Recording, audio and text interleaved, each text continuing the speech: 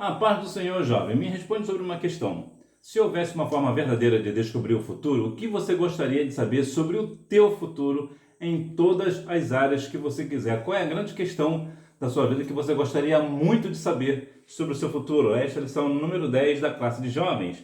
A autenticidade diante das incertezas da vida. Para esta aula, os louvores sugeridos 186, 268 e 365.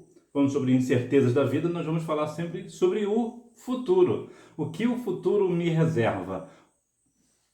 O futuro, ele está me aguardando, mas o que eu encontrarei lá? Por isso que eu te perguntei sobre o que você gostaria de saber de verdade sobre o seu futuro, mas pode dizer uma coisa. Texto principal. Ensina-nos a contar os nossos dias, de tal maneira que alcancemos coração sábio. Salmos 90, 12. Resumo da lição. A nossa confiança em Deus nos proporciona segurança e orientação em meio às incertezas da vida. A Bíblia diz lá em Jeremias 33:3: clama a mim e responder-te-ei, anunciar-te-ei coisas grandes e firmes que não sabes. Então, sim, o Senhor, ele nos dá uma orientação acerca do que acontecerá conosco no futuro. E o futuro, em todas as esferas, em todas as religiões, em todas as épocas da vida, em todas as regiões do mundo, as pessoas sempre querem saber uma questão específica sobre o futuro, né? Porque, de forma geral, o futuro ele é uma questão incerta, é uma insegurança. Por quê? Porque nós não sabemos o que acontecerá amanhã, ainda mais daqui a 20 ou 30 anos. Então nós temos sempre esse questionamento: do que o futuro me aguarda? Então é claro que o Senhor nos responderá a certas coisas, mas eu gostaria de saber sobre você. O que você realmente gostaria de saber sobre o seu futuro? Introdução. As incertezas da vida podem gerar ansiedade e preocupações, fazendo adoecer o nosso corpo, alma e espírito. As questões do futuro nós não podemos controlar. Nós não podemos, de forma nenhuma, prever algumas coisas do futuro. Por exemplo, existe a previsão do tempo. A previsão do tempo é pecado? Não, não é pecado. Ela vai nos dar uma orientação, ela é uma ciência, é a astronomia, né? Astronomia? Não, é outro nome, agora me fugiu o nome. Então, essa ciência é uma ciência que ela não é proibida pela Bíblia, diferente da astrologia. A astrologia, ela é proibida pela Bíblia. Eu acho que Meu Deus, me fugiu o mesmo nome. Isso nós podemos prever com uma certa precisão, a questão da previsão do tempo, né? As pessoas têm pelo menos 87% de acertos. Então, geralmente, quando uma pessoa sai e vai querer ver a previsão do tempo, não há nenhum pecado nisso. Entretanto, é uma das poucas coisas que nós podemos ter uma noção do futuro, mas um futuro não tão distante assim. Talvez daqui a um mês você pode saber se vai chover ou não onde você mora, daqui a 2 ou 3 meses. Mas, entre outras coisas, nós não temos nenhuma forma de saber o que nos espera o futuro. Então, não pense que você tem o poder de controlar as coisas. Nós não temos. Por exemplo, quando vai jogar uma partida de futebol, você pode torcer para um time determinado e até pensar, o placar vai ser X. E você pode até acertar o placar, mas na maioria das vezes esmagadora, você errará o placar. Por quê? Porque não tem como prever. Por exemplo, quem iria prever, por exemplo, os 7-1 que o Brasil levou da Alemanha? Então, são situações que não dependem de nós. Por exemplo, o Brasil levou 7-1 da Alemanha, você pode fazer o quê? Nada, você não estava jogando. Então, veja que não tem como prever e controlar o futuro. Não tem como. Somente o Senhor consegue deter o tempo e as questões do futuro. Então, essas incertezas, você não deve ficar preso às incertezas da vida. Porque essas incertezas da vida vai te gerar uma ansiedade e preocupações. E a Bíblia menciona que a nossa ansiedade não faz mudar absolutamente nada. Nem mesmo um fio de cabelo vai mudar por conta disso. Então não perca o seu tempo com ansiedade, né? 1 Pedro 5:7, né? Vai falar sobre a questão da ansiedade, né? Lançando sobre ele toda a vossa ansiedade, porque ele tem cuidado de vós. Então não fique ansioso pelas coisas que acontecerão. O que você pode fazer? Espera no Senhor. Confia os seus projetos em Deus, porque eles serão estabelecidos. Não perca o seu tempo, ah, será que eu vou fazer isso? Será que eu vou fazer aquilo? E começa a colocar várias dúvidas no seu coração. Jovem, você não nasceu para ter dúvidas. É claro que a nossa vida é uma vida de incertezas, nós não sabemos o que vai acontecer agora ou daqui a pouco, mas nós não podemos nos prender a essas circunstâncias. Nós devemos olhar para frente, olhar para o alvo, né, como diz a Bíblia, né? E não ficar preso às preocupações e cada ansiedade, porque isso vai matar o corpo, a alma e espírito. Por que vai matar? Porque a incerteza, ela vai trazer o que? Uma ansiedade. A ansiedade vai fazer o quê? A pessoa deixa de comer porque está ansiosa demais. Geralmente, quando as mulheres vão casar, os homens não tanto, mas geralmente as mulheres, quando vão casar, elas ficam ansiosas pelo dia do casamento. Então, elas perdem peso ou ganham peso. Por quê? Ansiedade. Ela está muito ansiosa pelo dia do casamento. Então, ela fica com muita ansiedade. Então, isso altera o corpo. Alterando o corpo, como ela está ansiosa, ela não sabe como que vai acontecer, se vai chover naquele dia ou não, quem vai, quem não vai, será que aquela pessoa que está vindo de outro país, será que vai dar tempo dela chegar? E a pessoa começa a ficar muito ansiosa. Então, como ela já está aqui com o corpo, aqui já começa a alterar, aí ela já começa a ficar na questão da alma e do espírito também. Ela já não consegue mais ir para a igreja com o mesmo intuito de adorar o Senhor, porque ela está indo para a igreja, mas está pensando, e o meu casamento? Eu não sei se aquele vestido, eu preciso ajustar o meu vestido. Então veja que já começa a mudar as questões. E também a questão da alma, né? O que ela realmente é. Então começa a aflorar muito, então a pessoa fica extremamente inquieta. Eu falo aqui uma questão da ansiedade para a mulher, mas claro, serve para nós homens também. Mas a questão do casamento não traz muito essa ideia, né? Para o homem traz mais aquela ideia, por exemplo, de uma promoção na empresa, por exemplo. Ou ele está desempregado, que está ansioso para receber uma oferta de trabalho e quando ele recebe essa oferta de trabalho, tem o dia da entrevista, ele começa a se preocupar, né? Será que eu vou chegar a tempo lá na empresa, lá na entrevista, porque o trânsito aqui é caótico? Será que se eu sair daqui mais cedo? E começa a ficar ansioso também. Então, essas questões ansiosas, nós devemos controlar. É difícil, claro que é difícil controlar a ansiedade, é uma questão muito difícil de controlar. Mas nós devemos lançar toda a nossa ansiedade no Senhor, aguardar no Senhor. Se for a vontade do Senhor, certamente acontecerá. Se não for a vontade de Deus, não acontecerá. A nossa ansiedade não vai mudar absolutamente nada. Quando uma pessoa, por exemplo, está pedindo um motorista de aplicativo, por exemplo, a pessoa não tira o olho do celular achando que com isso talvez o carro vai chegar mais rápido. Ou quando está no ponto do ônibus, fica ansioso, né? Ansiosa para aquele ônibus chegar. E isso não vai fazer o ônibus andar mais rápido. Então nós vivemos uma vida de ansiedade, ainda mais hoje, né? Com os tempos da tecnologia, internet e tudo mais, rede social. Então nós ficamos muito elétricos, né? Queremos tudo para ontem e tal. E isso acaba com a vida espiritual da pessoa, acaba com a vida emocional da pessoa, acaba, dependendo das circunstâncias, pode até chegar ao ponto de mudar até o caráter da pessoa, né? Alterar o caráter da pessoa. Então, jovem, não fique ansioso pelas coisas da vida. Acalma o seu coração. Eu sei que é difícil, já passei por situações de ansiedade também, né? Por isso ou por aquilo, por questões da vida. Mas sempre tive isso comigo, né? Lançando sobre ele toda a vossa ansiedade, porque ele tem cuidado de vós. Reconhecendo a soberania de Deus, fazer planos. Tiago nos alerta a respeito da presunção de se fazer planos sem considerar a vontade de Deus. O Senhor não condena o planejamento, seja em qualquer área da nossa vida. O que Tiago deseja ensinar aos crentes é que a palavra final é do Eterno. A palavra de Deus é a nossa última palavra. É Ele quem determina, é Ele quem responde por nós. Você está proibido de fazer planos para o futuro? Não, de maneira nenhuma. Você talvez tenha um sonho de ser um engenheiro, ou um empresário, ou outras coisas, né? Médico, advogado e tal, pastor, ou outra coisa, né? Ou uma médica, uma enfermeira, não sei. Você tem algum problema nisso? Não, não tem. Você planejar isso não tem, muito pelo contrário.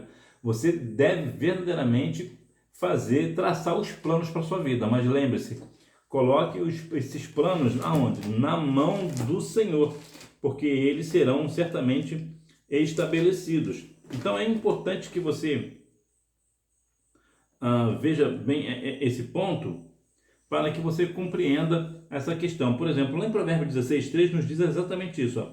Confia ao Senhor as tuas obras e os teus planos serão estabelecidos, ou seja, serão fortificados, serão realmente credenciados, terá um firmamento, terá uma questão concreta, eles realmente serão realizados.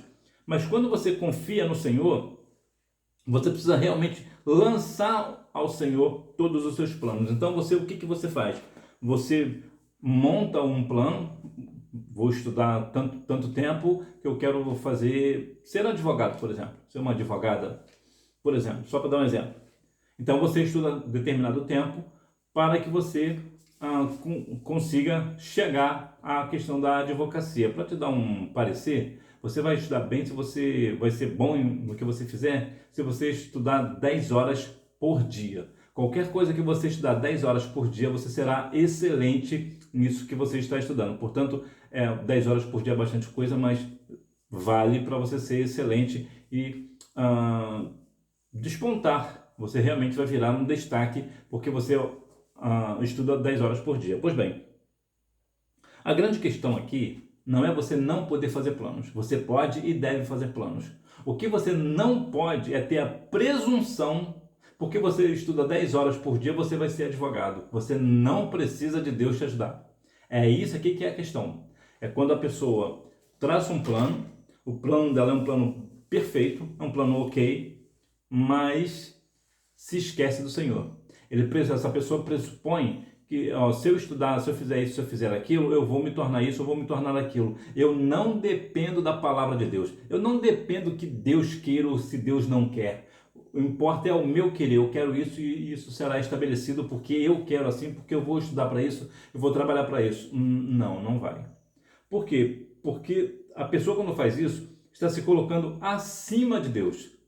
E Deus não dá a sua glória a ninguém. Portanto, não há nenhum problema em você fazer planos, traçar planos para a sua vida. A Bíblia diz, chega até dizendo que tudo seja feito com decência e ordem. E isso vale para toda a nossa esfera, tanto espiritual, humana, familiar. Quanto mais a ordem nós tivermos, melhor. É claro que você não vai ser daquela pessoa chata também, que tudo que vai fazer tem que ter um plano, né? Você vai para a pizzaria às 10 horas da noite, às 11 horas você vai sair, vai para tal lugar e tal. Depois de você, tudo na sua vida tem que ter um cronograma. Aí não, né? Aí você não vai ser uma pessoa organizada, né? Você vai ser uma pessoa chata.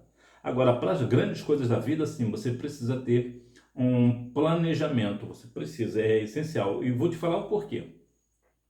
Primeiro, porque quando você organiza as questões da vida, o que você quer fazer, existem 96% de chance de você realizar aquilo com perfeição. 96%. Então, vale a pena fazer um esforço. A provisão divina. Reconhecer a soberania de Deus também significa confiar em sua provisão.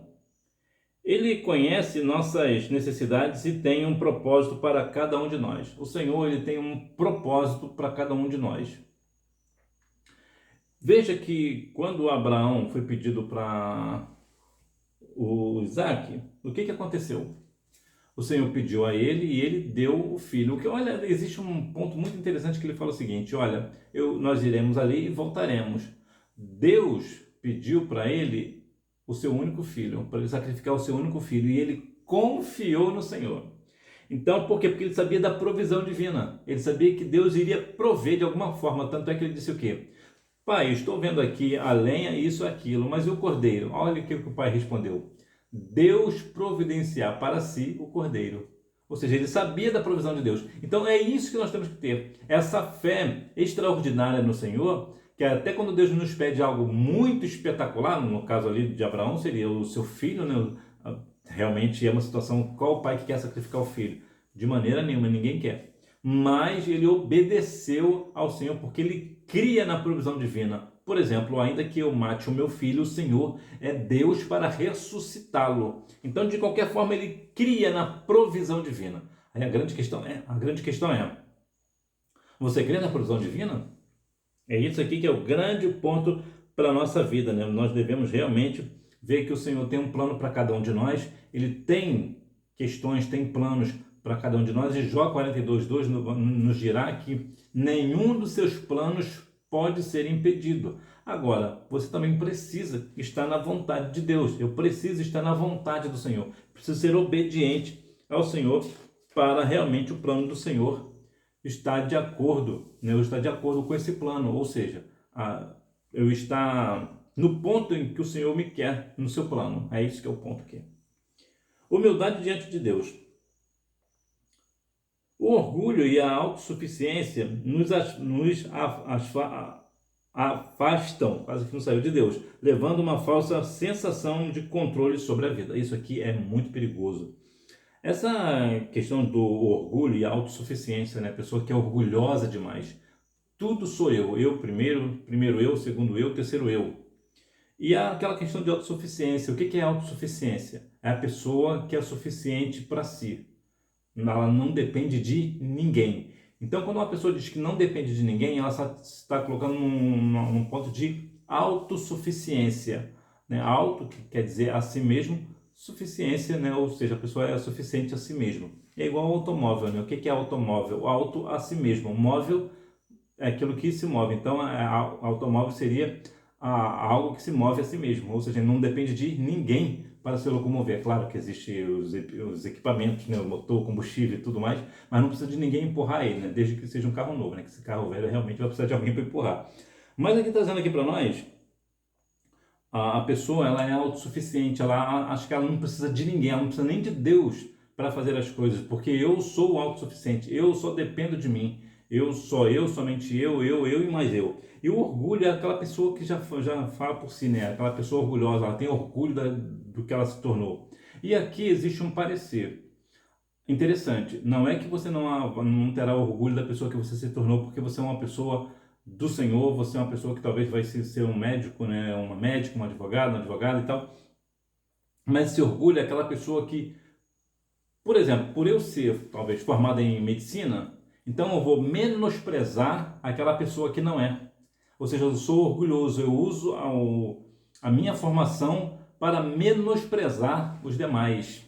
Então isso é orgulho, né? E isso é ruim. E tem o orgulho de ter aquela pessoa de ter o dever cumprido, né? Então tem esse ponto também. Então o orgulho tem aqui as duas questões, mas é importante mesmo que nós venhamos ter humildade diante de Deus, sabendo que é o Senhor que faz todas as coisas, né? Tudo que nós fazemos é por Ele, né? João 15:5, né? Sem mim nada podereis fazer. A limitação do conhecimento humano, a brevidade da vida. Essa realidade deve nos levar a uma reflexão profunda a respeito de como estamos vivendo e quais são nossas prioridades. Eu já falei aqui, vou falar mais uma vez sobre prioridades. Não existe prioridades, só existe prioridade no singular. Por quê? Porque se você tem várias prioridades, então você não tem prioridades. Você não tem um ponto específico. Então a prioridade, geralmente, ela é tida somente no singular. Prioridade. Qual é a sua prioridade? Chegar ao céu, por exemplo. Qual é a sua prioridade? Eu quero me formar em advocacia. O que mais que você quer? Qual é a sua outra prioridade? Agora é outra. Bom, depois que eu me formar em advocacia, eu quero me formar em medicina. Então veja que são questões, primeiro uma, depois a outra, nunca tudo junto. Mas vamos lá. Diante da certeza de que nossa vida é passageira, é fundamental que coloquemos nossa confiança em Deus, que é eterno, imutável e soberano. A nossa vida ela é muito passageira. Às vezes você pode estar pensando, mas eu tenho aí 20 anos, tenho 22 anos, então 20 anos, tô novinho, tô novinha, 18 aninhos. Quando você piscar o olho, você está com 50, 60 anos. A nossa vida aqui ela é extremamente passageira. E ainda que os anos para você demorem muito, né? Pessoas que vivem mais de 100 anos, ainda assim ela é extremamente passageira. Por quê? Porque a alma da pessoa é eterna. Uma vez que você nasceu, a sua alma jamais morrerá. Ela é imortal, ela é eterna. Então, como ela é eterna, na verdade é mais sensato dizer que a alma ela é imortal, é mais sensato, porque é eterno mesmo só o Senhor. A nossa alma ela é imortal. Então, o que é 200 anos? Né? Por exemplo, Matusalém viveu 969 anos. O que são 969 anos para a eternidade? Não é absolutamente nada, não é nenhuma faísca da eternidade. Então veja aqui, da imortalidade, melhor dizendo. Então a nossa vida ela é muito passageira. Então nós devemos ter cuidado com a vida que nós estamos levando. O que que você, jovem, está pensando para o futuro? O que que você está fazendo hoje? Né? Há uma frase que eu acho muito interessante que diz que o futuro é tudo aquilo que você faz ou aquilo que você deixa de fazer hoje. Então, se você quer ser alguém futuramente, comece a fazer hoje. Comece a fazer hoje. Porque se você não fazer hoje, você não será amanhã. Mas se você fizer hoje, você será amanhã, segundo a vontade de Deus. Então, muitas vezes, nós vivemos essa questão. Nós não entendemos que a vida é passageira e começamos a fazer algo aqui, algo ali que não vai resultar em nada e nós achamos que está muito bem. Não, não está. Nós devemos ter um propósito na nossa vida. Assim como Deus tem um propósito para cada um de nós também temos que ter um propósito para com Deus. Um propósito para com a igreja, para o reino dos céus e também para a nossa família, para conosco. O que você quer ser quando crescer? Quando eu era garoto, era uma das coisas que a gente mais ouvia da minha geração, era essa pergunta, que as pessoas mais perguntavam: o que você quer ser quando crescer? A imprevisibilidade do futuro. Tiago nos ensina a evitar a arrogância de fazer planos como se tivéssemos o controle absoluto sobre o que está por vir. Arrogância de saber. Você certamente deve conhecer pessoas assim, né? Que têm arrogância para saber. Por exemplo, quando você tem boas informações, você consegue ter uma noção de um futuro. Eu me lembro que eu trabalhei numa empresa, numa rede de supermercado muito grande, que é a terceira maior rede do mundo do varejo. E um tempo eu comecei a falar: olha, isso aqui, essa loja aqui vai fechar. Eu até falava muito, né? Eu não sei as outras, mas essa aqui vai fechar. Eu falei: não vai dar 10 anos, essa aqui vai fechar. E verdadeiramente aconteceu exatamente isso. Não deu 10 anos e aquela loja fechou. Eu falei com arrogância? Não, eu falei com bases em dados que eu conhecia da empresa, com situações que eu sabia, não da empresa, da loja especificamente. Então, por dedução, por uma análise, não precisava ser nenhum gênio da economia para ver isso, né? Até porque eu não sou nenhum gênio da economia, eu consegui observar. Então, você pode ter, dependendo dos dados que você tem, né, das informações que você tem, você consegue fazer uma prévia do futuro. Você consegue fazer. Você pode acertar? Pode errar também. Mas quando você tem essas informações corretas, a probabilidade de você acertar, ela é grande, mas você não pode ser arrogante nas suas previsões. É algo do tipo: eu sei o que eu estou falando, a previsão é essa e é isso mesmo que vai acontecer, porque eu é que estou dizendo, eu é que sei. Não, você não sabe. Por mais que nós saibamos, é a mesma história lá dos 7-1 do Brasil e Alemanha. Quem é que ia ter uma noção, quem tinha informação suficiente para chegar naquele placar? Nem os alemães, nem nós. Aquilo foi uma questão atípica. Inclusive foi uma questão tão atípica, até para trazer aqui um pouco aqui uma imprevisibilidade do futuro. Você vê, quem conseguiu prever? Ninguém. Agora, poderia alguém ter acertado? Sim, mas se alguém falasse: olha, o Brasil vai jogar nessa Copa aí, vai perder de 7-1 para a Alemanha. O que as pessoas iriam fazer? Iriam rir, não é assim? Então, são situações que nós não sabemos da imprevisibilidade. Agora, quando o Senhor nos alerta, aí é diferente. Existem situações pelas quais o Senhor avisa: olha, vai acontecer isso e isso. Eu já falei aqui algumas vezes, aconteceu no lugar onde eu moro. Deus falou na minha igreja que aconteceria uma grande mortandade e as pessoas não saberiam de onde que iria vir, o que causaria essa mortandade. E muitas pessoas desviadas morreriam. E foi exatamente isso que aconteceu. Muitas pessoas morreram e até hoje ninguém sabe a causa. Ou seja, Deus falou do futuro. Por quê? Porque eu lembro que eu falei lá em Jeremias 33:3, clama a mim e responder-te-ei coisas grandes e firmes que não sabes. Então o Senhor, ele respondeu à igreja, ele falou à igreja, apesar que nós não estávamos buscando sobre isso. Mas o Senhor revelou a um saudoso irmão nosso, né, que já dorme no Senhor, que isso iria acontecer, e de fato foi exatamente isso que aconteceu. Pegaram amostras, né, da água, mandaram para os Estados Unidos, né, lá em Atlanta, mas até ontem nada. Por quê? Porque Deus falou que não iriam saber a causa, o que realmente estava matando as pessoas. Então veja que aqui cabe uma questão. Por exemplo, se o Senhor te avisou sobre algo futuro, Por exemplo, imagina que Deus fala para você assim, olha, vai nesse verão, vai nevar, vai cair neve lá em Cuiabá. E se você for de Cuiabá, o que você vai falar? Não, não é possível que vai cair neve aqui em Cuiabá, que é chamada até de Cuiabrasa. É quente que só. Mas se Deus falar, aí se Deus falar, realmente acontecerá. Mas você consegue prever isso? Não, você não consegue prever. Eu não consigo prever, porque quem é que detém o tempo? É o Senhor. Então nós não devemos de maneira nenhuma viver uma vida de arrogância, de achar que sabe o futuro. Por quê? Porque nós não sabemos. Dependente da sabedoria divina. Nossa limitação de conhecimento nos leva a buscar a sabedoria de Deus em nossas decisões. E aqui cabe uma questão, talvez a mais importante da lição. Jovem, quando você vai tomar uma decisão, a quem você recorre? Não busque conhecimento próprio, o seu parecer, aquilo que você acha que é o que não é. Você pode fazer esse tipo de previsão? Sim, você pode. Mas o melhor a se fazer, sabe o que é? Bom, eu acredito que vai acontecer isso e isso pelos dados que eu tenho, mas eu vou buscar o Senhor. Eu vou pedir uma orientação a Deus. Eu não sei o que Deus vai fazer. Deus não pode mudar o cenário? Claro que Deus pode mudar o cenário. Então, se o Senhor ele pode mudar o cenário, então aquilo que é óbvio para todo mundo, e Deus fala para você assim, mas não é isso que eu vou fazer, e aí? Igual a questão do dilúvio. Ninguém nunca tinha chovido, né, naquela proporção, né? Que até um debate que as pessoas dizem que choveu, outras dizem que não, por causa de textos isolados de Gênesis, mas não vamos entrar aqui nessa questão. Mas o que aconteceu?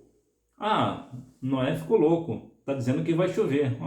Para a época, realmente qualquer pessoa diria a mesma coisa, né? Nunca choveu, como é que vai chover? Dessa vez só porque Noé está falando, vai chover. E o que aconteceu? Choveu. Ninguém esperava, mas choveu e inundou tudo, porque é a sabedoria de Deus. Então, quando nós buscamos a sabedoria do Senhor, até aquilo que nunca aconteceu pode acontecer. Aquilo que Deus falou, mas está todo mundo dizendo o contrário. Mas se Deus falou que é aqui, é aqui. Então não duvide no seu coração. Então, jovem, se porventura você tem que tomar uma decisão, e é uma decisão que afetará você, seus familiares, amigos, pessoas da igreja, por exemplo, ou a sociedade onde você mora, busque no Senhor para você tomar uma decisão acertada. Você precisa ter isso no seu coração. Confiar em Deus em meio às tempestades. Deus está conosco nas dificuldades. A expressão "se o Senhor quiser" não é uma resignação fatalista, mas um reconhecimento humilde da soberania e do cuidado do Pai Celeste. Geralmente nós falamos corriqueiro, né? Amanhã eu vou à cidade, eu vou ao shopping, por exemplo, eu vou ao cinema ver um filme e tal. Nós temos isso, mas qual seria o ideal? Eu vou à cidade amanhã, se Deus quiser. Por quê? Porque eu faço o plano de ir à cidade, mas e se eu morrer? E se acontecer uma outra coisa? Então, quando falam sobre a questão de que se Deus quiser, não é uma questão que você talvez vai morrer por conta disso, não é uma questão disso. Mas é uma questão que você, quando fala assim, se Deus quiser, você está colocando em Deus a vontade. Se for a vontade do Senhor, eu farei isso ou farei aquilo. Eu irei para lá ou eu irei para cá. Então, quando você parte do princípio que Deus está contigo nas dificuldades, então o que você faz? Não, eu vou se Deus quiser. Se Deus quiser, eu faço isso daí. Se ele vai, certamente ele estará comigo, então ele me dará uma instrução acerca daquilo que eu tenho que fazer, se eu tenho que ficar aqui ou se eu tenho que ir à frente, ou se eu vou para a direita, ou se eu vou para a esquerda, ou se eu vou recuar. É o Senhor quem fala para mim, então nós temos que ter esse cuidado. Propósito em todas as coisas. Esta verdade nos oferece uma perspectiva renovada sobre os desafios e sofrimentos que encontramos. Em vez de ver as dificuldades como obstáculos, podemos percebê-las como parte do plano divino para nos moldar, fortalecer nossa fé e nos aproximar de Deus. Existe aquela corrida com barreiras, né? Vocês certamente devem ter visto em algum lugar. Expõe aquelas barreiras no meio da pista e o atleta, a atleta tem que correr e pular por ali. Tu já reparou que quando eles caem, eles não ficam parados? Mesmo se eles tropeçarem nos obstáculos, eles continuam. E isso traz uma grande lição para nós. Ainda que eu caia, eu preciso seguir em frente, me levantar e seguir em frente. A Bíblia diz que o justo, ainda que caia, ele não fica prostrado. Então, o que nós temos que fazer? tem uma corrida com barreira, que é a nossa vida cristã, caiu, tropeçou, cometeu um pecado, pede perdão, levanta-se e segue. Ah, há sempre essa questão da perspectiva renovada. Quando você tropeça, comete um pecado, por exemplo, e se levanta, você se levanta renovado. Você levanta fortificado, fortalecido. Você agora é uma pessoa fortalecida. Por quê? Porque você caiu, você cometeu um pecado, mas você se levantou. O que é isso? É o perdão de Deus. Isso é o Senhor dizendo para você: olha, eu estou contigo nas dificuldades, nas circunstâncias, eu tenho um propósito para a sua vida, eu tenho um propósito em todas as coisas. Então nós devemos ter sempre esse cuidado. Eu me lembro de 1992, um britânico chamado Derek Redmond, ele estava nos 400 metros, eu acho, com barreiras, eu não lembro bem. Mas se você botar lá Derek Redmond, você vai ver. Ele é um britânico, ele correu, ele se preparou durante 4 anos para as Olimpíadas de Barcelona, né, 92, que foi em Barcelona, e ele foi correndo, de repente ele deu não sei se foi um estiramento muscular, não sei o nome, e ele começou a mancar. Aí olha que interessante, o pai dele entrou na pista e falou para ele: olha, se você quiser você pode desistir e parar. Ele: não, eu quero ir até o final. E ele foi. O que aconteceu? O pai dele, que aqui podemos dizer que é o nosso pai celestial, o que fez? Apoiou ele e foi com ele até o final, até a chegada. Ele ficou em primeiro lugar? Não, ele foi em último lugar. Mas o fato dele não ter desistido fez com que mais de 30 mil pessoas que estavam presentes o aplaudissem. Então, quando você se machuca, mas ainda assim você se agarra com o Pai e vai até o final, o nome do Senhor é glorificado e a alegria do seu coração é aumentada. Então, nós devemos ter sempre isso em mente. Ainda que nós venhamos cair, nós não ficaremos prostrados. Porque certamente depois que você passa por uma situação dessa, você fica fortalecido. Realmente, você fica fortalecido, o plano divino na sua vida vai acabar moldando você e vai te fortalecer. Então você vai começar a melhorar, porque agora você tem agora uma situação, uma comunhão com Deus mais aprofundada. Agora você recebeu perdão de Deus por aquilo que você fez, né? Por aquela questão de que você tropeçou, ou que você até mesmo se machucou, ou alguém te machucou, mas o Pai vai te amparar e vai chegar com você até o final da jornada. Viver em obediência e fé. A fé autêntica se manifesta em ações de obediência a Deus, mesmo em meio às incertezas. Existem colocações de incertezas que é assim: quando você está, como foi Davi, né? Salmo 121, eleva meus olhos para o monte, de onde me virá o socorro. Aí no versículo 2 vai falar o quê? O meu socorro vem do Senhor que faz os céus e a terra. Como é que você vai ter fé e obediência nessa circunstância? Porque naquela questão ali, o que acontece? Eu falei versículo 2, né? Mas geralmente Salmos não tem nem capítulos nem versículos. O ideal seria Salmos 121, 1 e 2. Seria mais correto de dizer.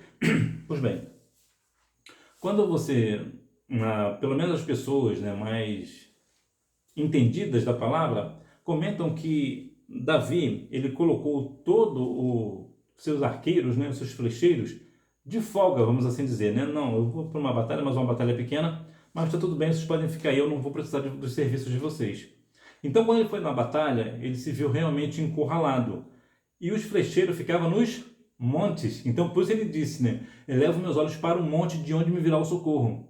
Aí ele se lembrou que os flecheiros deles estavam onde? Estava de folga. Então, o que ele disse? O meu socorro vem do Senhor que fez os céus e a terra. Ou seja, ele colocou a sua fé e a sua obediência no Senhor. Então veja que é importante que nós devemos realmente, a nossa fé ela se manifesta muito nas incertezas da vida.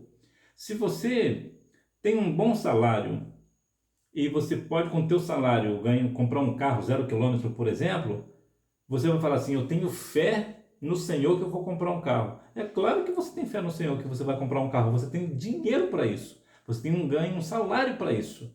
Agora, se você está desempregado e você precisa de um carro, por exemplo, aí é que são elas, né? Aí você vai dizer assim: eu creio no Senhor que eu vou comprar um carro. Como é que você vai comprar um carro sem dinheiro? Aí você está mostrando uma certeza no Senhor, uma fé no Senhor. Existe um caso que aconteceu comigo. Aliás, não comigo, né? Bom, antes fosse comigo, né? Não foi comigo, mas eu presenciei uma questão muito interessante. Eu ia muito numa igreja. Geralmente, cada dia eu ia numa igreja diferente, né? Não tinha culto na minha igreja, então eu ia para as outras igrejas. Aí, numa dessas igrejas, que era uma Assembleia de Deus também, eu presenciei uma questão interessante, porque como eu ia lá sempre, né? Toda quinta-feira eu estava lá, então eu praticamente conhecia as pessoas todas, né? E quando eu cheguei lá, tinha um carro que não era de ninguém dali, eu fiquei assim, muito intrigado com aquele carro, né? Que era um Corsa de 4 portas. E era bonito, né, e tal, e eu fiquei, então, onde que é esse carro? E eu entrei. Aí eu entrei e fiquei, e não tirei o foco ali do carro, né? Fiquei pensativo no carro. Aí de repente veio um moço falando, alguém quer dar um testemunho? Ele falou assim, aí ele levantou a mão, quero dar um testemunho assim. Aí ele comentou, olha gente, tem um carro ali na frente, que é um Corsa, de 4 portas, né, um Corsa prata, esse carro é meu. E eu ganhei do Senhor, e realmente eu ganhei do Senhor, ele não me custou R$ 1. Todas as vezes aconteceu assim, e falou que a agência ligou para ele, disse para ele lá que tinha um carro para ele. Quando ele chegou lá, tinha um carro para ele, estava no nome dele. E todas as vezes que vai vencer a prestação, alguém paga a prestação para ele e ele não sabe quem é. Então veja que aqui, me parece, eu não tenho certeza, mas me parece que ele também estava desempregado na época. Então veja que realmente o Senhor deu um carro para ele. Agora, é claro que existe a questão da obediência e fé.